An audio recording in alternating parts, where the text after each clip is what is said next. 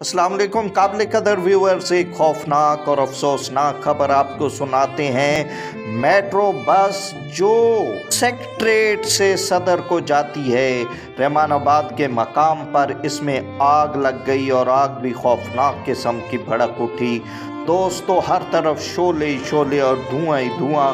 उसमें सवार लोग खौफजदा हो गए और फिर बड़ी तेज़ी के साथ उनको जो है रेस्क्यू किए जाने लगा, क्योंकि अगर ये आग में सब लोग बस के अंदर रहते तो दोस्तों उनके जलने का गालिब इम्कान था। दोस्तों, इस बस के इंजन में आग लगी है, पूरी बस जलकर खाकस्तर हो गई। खुदा का शुक्र है कि कोई जानी नुकसान नहीं हुआ।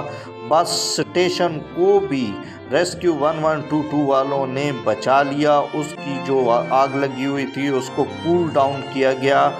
ये अब तहकीकात हो रही हैं कि यह हादसा कैसे हुआ है। आया ये बस के अंदर जो है कोई शॉर्ट सर्किट पैदा हुआ है, तो इसकी जल्दी तहकीकात मुकम्मल होकर सामने आ जाएंगी। तो दोस्तों, ये बहुत ही अफसोसनाक और सदमे वाली ख़बर है। अल्लाह ताला पाकिस्तान को हिफ्ज़ व अमान में रखे, आमीन।